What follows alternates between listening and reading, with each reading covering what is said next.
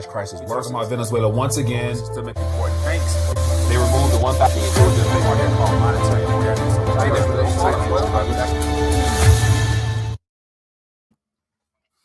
RTD Live Talk. Checking in for a little after market news, and couldn't help but log in. I'm curious to get your thoughts on where we're at in reference to the digital asset space. So I've been very active in the social media sphere today, sharing a lot of thoughts, and want to just check in and let you know that even though things look bad on the surface, just when it comes to the crypto market, it pales in comparison to what's coming. Just because ultimately speaking, nothing's really wrong overall. This is just a contagion within a developing, I guess, asset class. But I shared a tweet earlier, and that kind of led to this title here about how, all the laser eyes from the Twitter space has disappeared, and it looks like they might be turning into tears for some. But want to get your thoughts. Won't be long. Just want to check in. It's been a while since I've done like a little midday news update. But what I want to do today is different. I want to just actually open up the phone lines, get your thoughts, share with you my thoughts, as well as just begin to unpack some of this craziness out here, just because the contagion, it's not even fully revealed yet as to how bad it's going to be, just because no one really knows what's on the books of FTX. And then eventually it's going to spill over to bigger players. A lot of people, VCs, are being impacted by what's going on. So it's nowhere near done. It hasn't even started yet. And crypto winter is nowhere in sight. So imagine when things get bad in the macro economy, it's definitely going to impact the crypto space. But feel free. I want to make this interactive as always, trying to, as I say on my side, switch things up, make it more engaging. And so I definitely want to make sure everybody has a chance to let their voice be heard. There's some people here excited, as well as some people who are probably a little bit discouraged, but I'm curious to find out where you at, just because I was actually watching a lot of commentators today and trying to get the pulse of the overall the mood of the decentralized community space. And of course, people who are diehard, ride, to the end, they'll be on the boat no matter how low it goes or how far it sinks. And it's the whole idea of hollow to the very end. And, one of the things I think we can learn from this is the fact that in this virtual world where everything is based upon software and computer code with no underlying true intrinsic value, if you don't hold it at the very end, do you really own anything? And that's why, to me, watching the markets today, I've become more convinced that, if you don't hold it, you got to ask yourself, do you really own it? And at the end of the day, what do you trust more? The chemical composition of real world resources, or computer code on a ledger somewhere that, once again, you may not be able to get access to it in the end. So, all right, let me just check and I'll acknowledge a couple people, and we'll see where this takes us. Curious to get your thoughts on circumstances, and I'll share with you some tweets I shared throughout the day, and we'll see where it takes us. Just because looks like I'm behind in the charts. Looks like Bitcoin has dropped below 16,000, and mind you, there's so much margin trading out there to where people are being right now margin calls as we speak. So, and we don't even know how severe it is, just because it's one big gambling casino at the end of the day. Like, the push for adoption has led to the financialization and the commercialization of a so-called asset class, to where a lot of bad actors have got involved. We're seeing the Sam Bankman-Frieds and all the other people out there who've created products and services and companies trying to be intermediaries between what was supposed to be peer-to-peer, and now it's turned into a liability for the most part for some. But so let me start ranting. I want to talk to you guys. So we got MVM from Switzerland, we got KDO from Seattle. How you doing? We got Nicholas. He says, what happened to Bitcoin? Ultimately, Bitcoin is a head honcho, and when there's trouble, it all automatically just ripples throughout the entire economy. And so I think I'm hearing more and more about, I think more exchanges are having, they're having concerns and keeping their customers happy. So I'm seeing people issue statements trying to reassure their customers that their funds are safe and everything is good. And ultimately, what we're probably seeing right now is what was going to be called crypto runs, where everybody and their mother is trying to separate themselves from these centrally controlled exchanges, just because exchanges outside of getting into the crypto space are not necessary. Like, I don't have no support whatsoever, or won't be shedding any tears for any of these businesses and companies, just because the whole space is not dependent upon intermediaries. It's supposed to be peer-to-peer. And like I said all along, we don't need institutional funds to make this thing grow for those who are in it for the right reasons. Just let the global economy around us come crashing down, and people will automatically look for exits with their currency and then go into anything that they deem valuable, whether it be crypto or metals and things of that nature. So the fact that people are trying to pump their bags, all the big players that hold the biggest bags, believe me, they already did some things already. And what we're witnessing now is a lot of scared individuals, more than likely, who came in at the peak. They're rattled right now. So they're trying to unload some things just because it's going to go lower. Mind you, the crypto market in general, let me check the market cap, but it's under 800, under 900 billion. That's pennies. It's irrelevant. It's of no importance, really. And so it's nowhere near the bottom, just because, once again, who really needs it at the end of the day? Okay, I'm rambling too much, but let me just share with you some things. And so I shared this earlier on Twitter. It said, laser eyes turn into tears over time. And so, of course, saw Adam Taggart put out the other day talking about he hasn't seen many of the big crypto influencers out there with those razor eyes, just because that phase is come and gone. That was a part of the cult aspect of trying to sucker in fresh currency. And so now that things are obvious that it's not as stable and there's no relative store of value in any of these digital tokenized software as a service companies, it's kind of hard to find those laser eyes. And so I'm assuming a lot of people are definitely, probably shedding more tears as they watch their currency in crypto terms vaporized.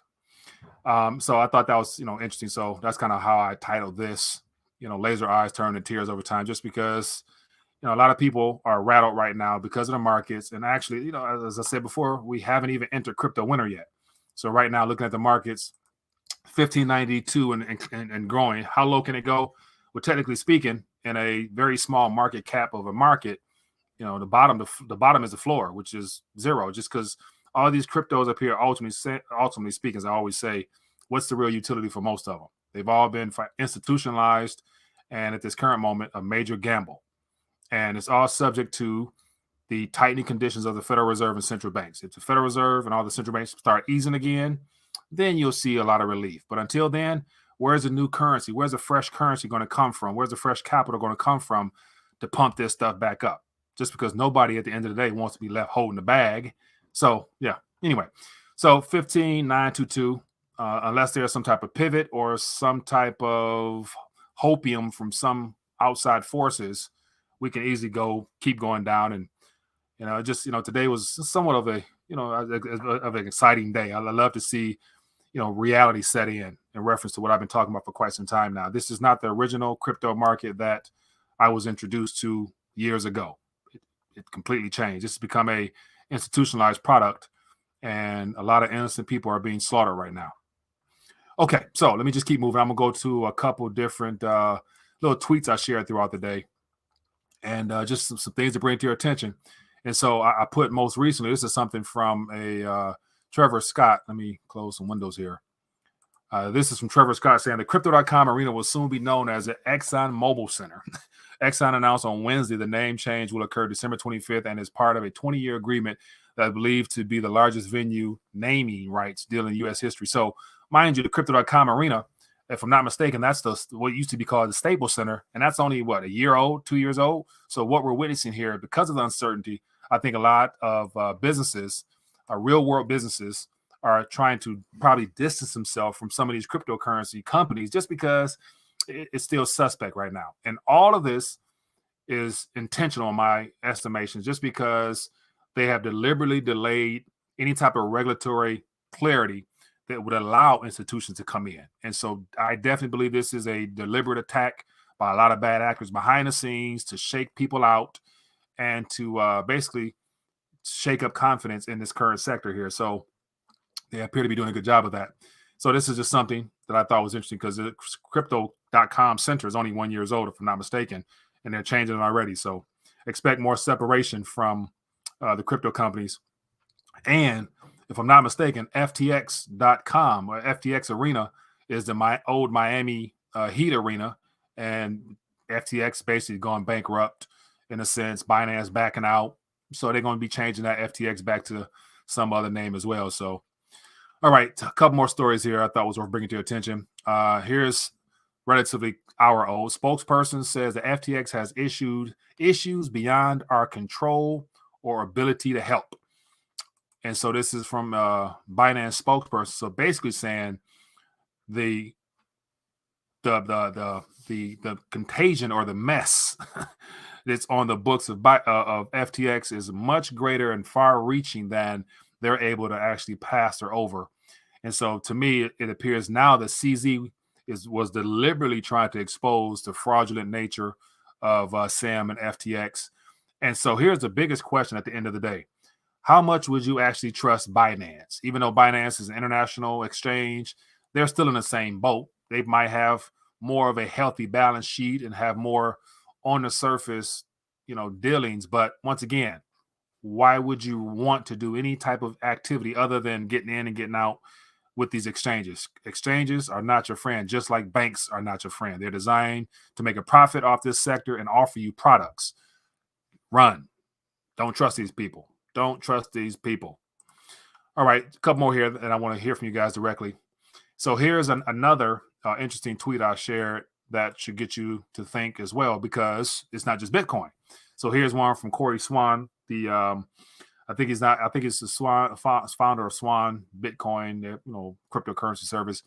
And this is just what he's hearing. He says, I hear cascading margin calls across DeFi will start as soon as Ethereum dips below 1,000. Is this true? ? Any good posts or podcasts about it? Pace and resources below in the comment section there. So, of course, I think Ethereum is the banker's coin. It is deliberately supported by the Ethereum Alliance, which happens to be Microsoft, JP Morgan Chase, all those big bankers. And so will they let it fail if there were such events as margin calls on Ethereum and there be some type of major sell-off in Ethereum?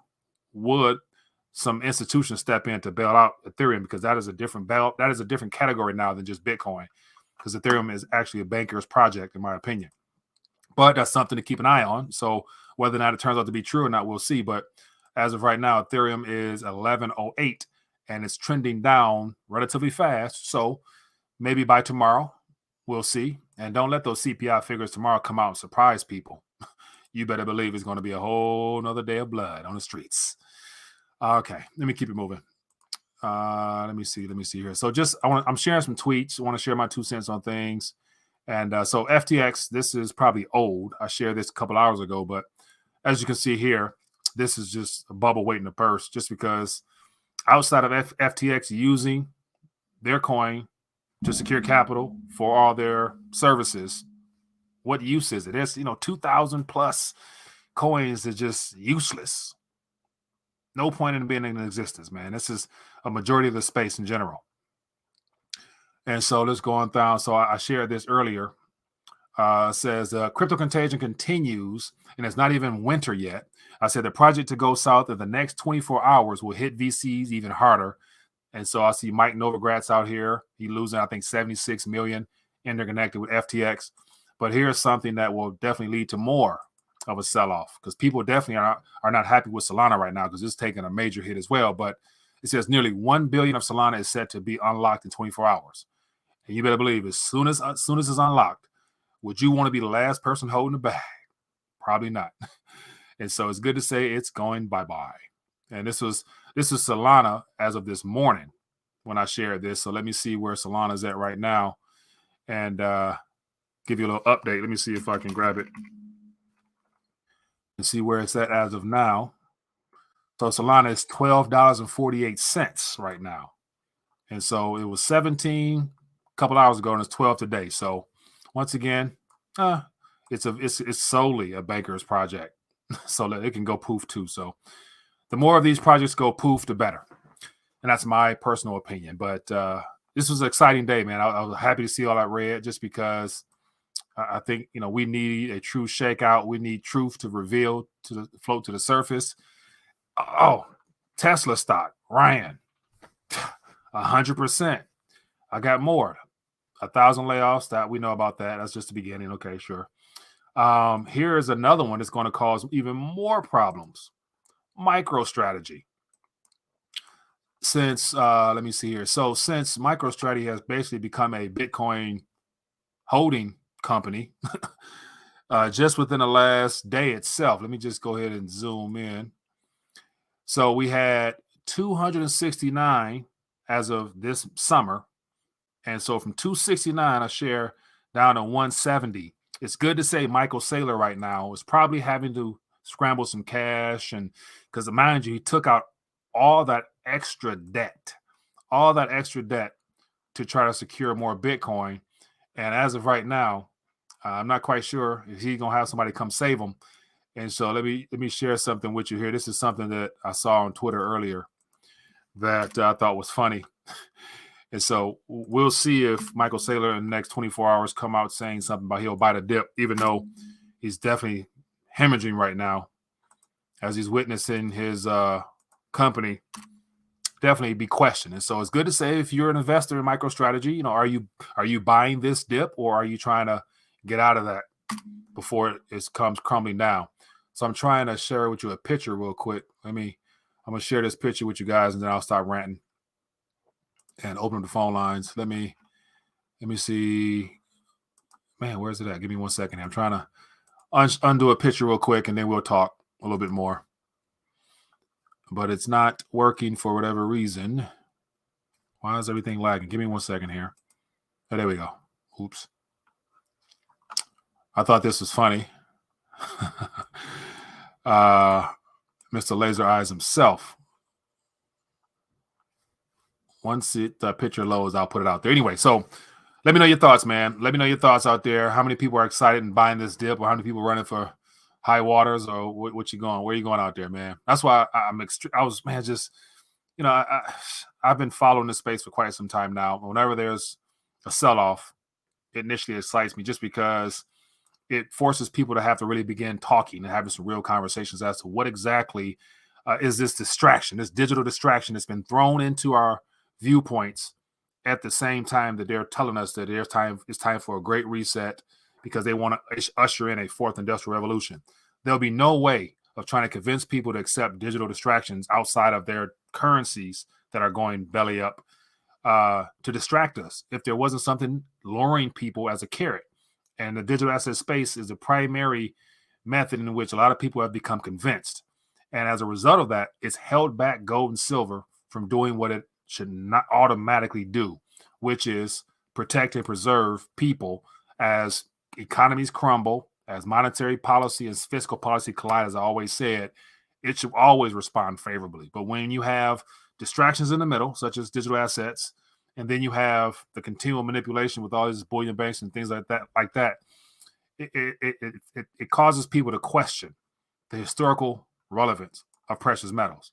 And even with looking at metals real quick, 2107 for silver, 1706, given the carnage that's happening in the crypto space as well as in the tech sector, this is damn good. And it's no substitute.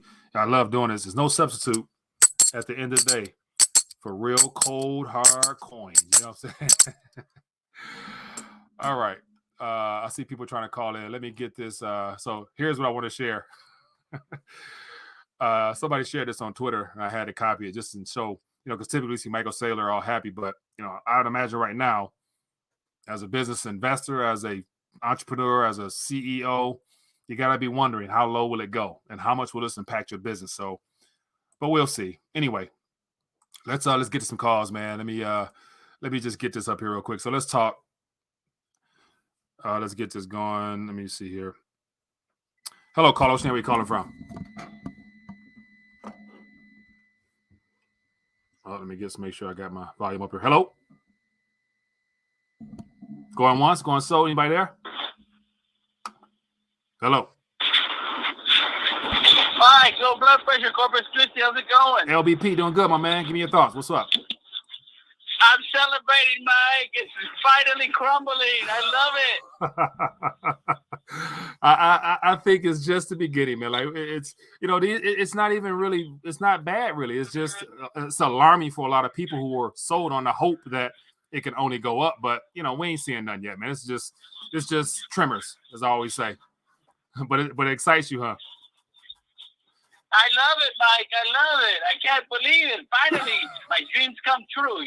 Really. Man, it makes me appreciate the ability to hold something that is outside of all these counterparty risks, just because there's so much craziness in the midst of all that. People don't know how bad it's going to get, man. But holding something real and tangible has never been more important, man. I'm sure you can agree with that. Yeah, Mike. I was gonna buy 10 kilos, and then it went up, and right before it went up $1.50. That time it went up, silver went up. Yeah. And I missed out. I had the credit card ready. Now I have to wait until it goes back down. Now I'm praying for that to go down, Mike. Yeah, I'd imagine, like, even though right now silver is like off a couple percentage points, a couple pennies, I'd imagine those premiums, man. Like, once again, it's going to be a matter of how high the premiums go, just because as things unwind, more people will probably be selling their cryptos to probably buy some weight right now.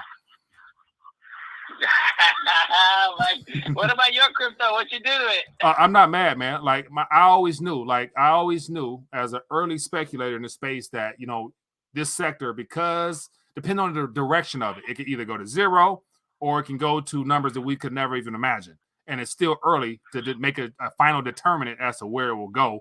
These are just tremors, and it's all subject to central banks. So if central banks come back in and do what they do best, which is to ease, then the markets will go the opposite direction. If they continue to tighten, stranglehold in the global economy, then it's going to go down even further. The technology is not going nowhere. Like, the blockchains are not going to stop running and producing blocks every 10 minutes or whatever. So it's still going to be there. It's just like people won't want it as much because the price won't be looking pretty. So the technology is not going nowhere. Let's be truthful on that. It ain't going nowhere. It's going to be a part of our system at some point for sure. It's just right now, this is just version 1 of everything we're experiencing. So it's going to take a little while to iron out these kinks. I know, Mike. You're pretty famous, and you know a lot of famous people. Maybe you could give a shout out to Max Kaiser for me, and then tell him how does he like this.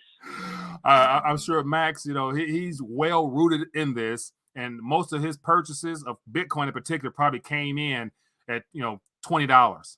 So he's not trembling whatsoever. Like, there's a lot more downside for him before he probably even second guessing himself. So mind you, the markets only really impact the people who are newer to the space. And so the people who believe in it, and people who bought years and years ago, you're still in the green. You know what I'm saying? So it's just the newbies, the people who matter the most, because those are the young suckers that, the Bitcoin maximums have to convince to come in or else. So, hey, man, I appreciate you calling, man. A digital Ponzi. All right. Another digital Ponzi, Mike. Have a good night. Be good. Yeah. It's interesting, man. It's interesting. Anyway, let's talk, man. So feel free to give me a call. This is early. This is an impromptu live stream, but I had to get on just because it's just too hard to pass by, man. It's just too hard to pass by. Let me just check out the markets one more time. And just based upon living in this digital world, being transitioned towards solely a digital economy, when you see computers codes or just basically software as a service, they're trying to utilize this service as a currency. It just makes you wonder, like, how many people will use this opportunity to really realize the importance of holding something tangible. And everybody here, of course, have tangible. Some have the digital as well. And so I just want to make sure I share my 2 cents on this. Carl Lake says BTC does not have major support until 11.4. Yeah. So yeah, we got a lot more room to go. But think about this: the support that's supposed to be set at around 11.4, Carl, is the fact that doesn't factor in all of the people gambling and attempting to leverage their current holdings, anticipating some type of either relief rally or a continuation downward. And so there's a lot of people gambling like never before. And of course, people who are short in the market are doing quite well right now. So, there's some winning behind this as well. But your average Joe have no clue. Katie says, crypto dying, Facebook laid off 1,000 employees this Christmas early. Yeah, it's going to be very interesting in the days ahead, just because overall, the economy is not doing too bad when you look at how bad it could be in the future. And the reason I keep saying that is just because, we're, and even myself right now, I'm just reacting to what is the obvious in reference to market activity today in a very speculative arena such as cryptos. And as I'll keep saying, it's only 800 or so billion of an industry. It's peanuts. It doesn't really matter if it goes poof. But then again, it hinders the World Economic Forum and the globalist agenda to really continue this usherance toward the digital economy. And that right there can throw a little wrinkle their way. So I don't think, the bankers will let this fail. They're just going to try to shake people out so they can probably come in at a much lower valuation and then turn the tide and put on the spigot at some point, let it grow. So that's typically how this thing goes. Hello, caller. Where are you calling from? Hi, this is Aaron from Delaware. How are you, Mike? Aaron, I'm doing good, my friend. What's on your mind? Give me a quick thought. Well, I guess I just wanted to kind of, throw some tidbits out there from my experience in the crypto space, you know. Give it to me. I've been involved in crypto for over 5 years, since before the 2017 high. Okay. I guess I first started getting into it when Bitcoin was around 2000. Mm-hmm. And, a lot of and look, I'm not trying to come on here to shill any coin or anything like that. I just want to get that out of the way.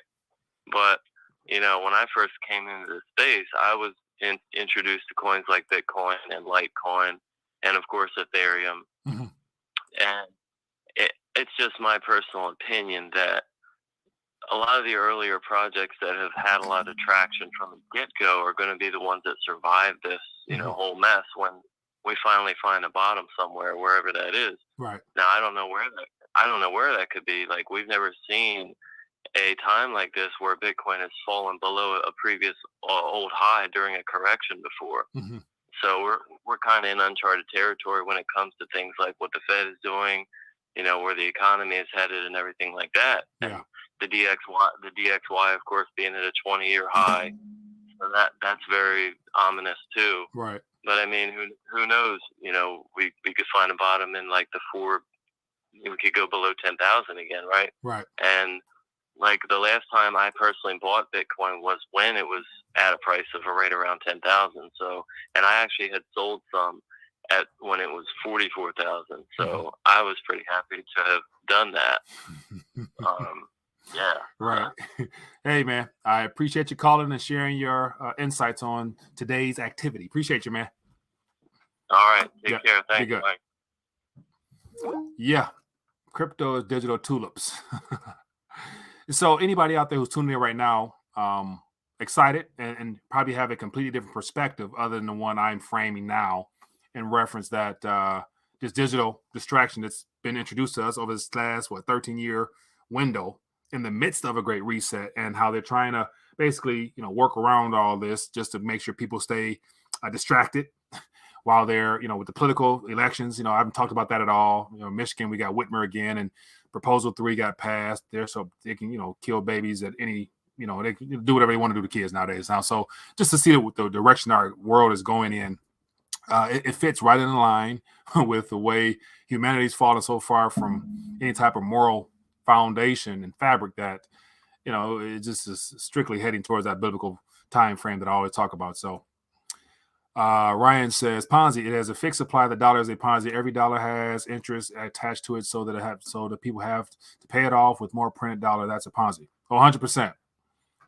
100%. Just like all of the products that have been utilized to basically convince people that there's nominal value in things such as retirement accounts, 401ks, IRAs, even stocks, and to a certain extent, real estate, just because all those are subject to people's perception of value based upon a number that you see on the screen. Like, so just another thing, like Redfin today laid off 13%. And I've been talking a lot about the air seeping out the housing bubble where, across the country, yesterday I talked about 1.5 trillion of market valuation has just basically went poof out of real estate. Those are all digits on the screen. Like, at the end of the day, those digits will not put food in your mouth directly or, like closing your back outside of them having some type of value when you go to spend them. And so dollars itself, that's just a medium of exchange that governments force on us because of taxes. Pet rocks never die. Not at all. Pet rocks never get old. Pet rocks, in reference to the monetary metals, recognizable throughout any time in history, even today. Crypto is a Ponzi scheme too. It pays out big as long as the suckers keep coming in at the bottom, but one day that will end. Yeah, I think before this decade is over with, people will have a better understanding of this digital distraction that's been put in front of us. Because right now, there's two primary methods of consensus agreement on how the mechanisms work: proof of work, proof of stake. They've already divided Ethereum from Bitcoin. Ethereum is a banker's coin. It's going to have a lot more longevity than Bitcoin because it's proof of work. All those mining rigs, like I was watching a video with Riot, one of the publicly traded blockchain mining companies, having this huge facility that's like the biggest mining facility in the U.S. And I'm thinking, like, it's no way people can actually look at that building full of servers or whatever mining equipment with, drawing an unfathomable amount of energy into that building and actually think governments and central banks are just going to let those buildings remain, unimpacted at the end. Like, man, it's just you won't be able to mine to secure the hash rate needed to protect the blockchain of Bitcoin beyond this decade. They won't let it happen through regulation and legislation. Believe me, it's just it amazes me how people can't see that as something that's real. Like, man, it's just anyway. I rambled too much. Anyway, we have 30 minutes. I just want to check in real quick. We'll be back tonight for another live stream, but I just couldn't pass up the opportunity to share my 2 cents on this. And so we'll see where we're at tonight, whether or not it goes down more or stabilize some. But once again, now that Binance has not purchased FTX, there's going to be more unraveling and expect more of a bloodbath in crypto. So for those who are excited, buy an opportunity. For those who are panicking, hopefully you took profits, got out, did what you had to do, or converted it into something real and tangible you can feel, because crypto is not guaranteed, but metals, they are. So, all right, my good people, back at it later on. Be blessed, be safe. Just want to connect for a quick minute because laser eyes are gone and we're going to expect to see more tears. So see you guys later. Here's a great opportunity for you to get your weight up. Let's face it, our purchasing power and our currency has been destroyed in real time. That's why I'm excited to tell you about my partnership with Bullion Max. Bullion Max will ship gold and silver directly to your door for you to hold at your home or in your own safe. To help you get started, I worked out a special offer with them. Get Bullion Max Silver Starter Kit at employee pricing. Just go to bullionmax.com/RTD. This kit includes 5 of the most desirable silver products to invest in, including the American Silver Eagle and the Silver Australian Kangaroo. This offer is limited to 1 per household while supplies last, so get yours today and take advantage of this opportunity to get your weight up. Now, you can't just stop at getting your weight up. You also got to get your calories up, because definitely a food shortage is underway between droughts, flooding, and all the climate issues being thrown our way. America's food supply is near its breaking point. That's why survival food is more important than ever. Create your own stockpile of the best-selling 4 Patriot survival food kits. It's not ordinary food. We're talking about 25 years super survival food, hand-packed right in the family-owned facility in the USA. The kits are compact, sturdy, water-resistant. They have different delicious breakfasts, lunches, and dinners. Go to 4patriots.com/RTD to get your 3-month survival kit. You'll get their famous guarantee for an entire year after your order, plus 10 free gifts and free shipping. To take advantage of this opportunity, go to 4patriots.com/RTD to build your own stockpile today, because beyond the weight, you're going to need your calories as well. Links in the description.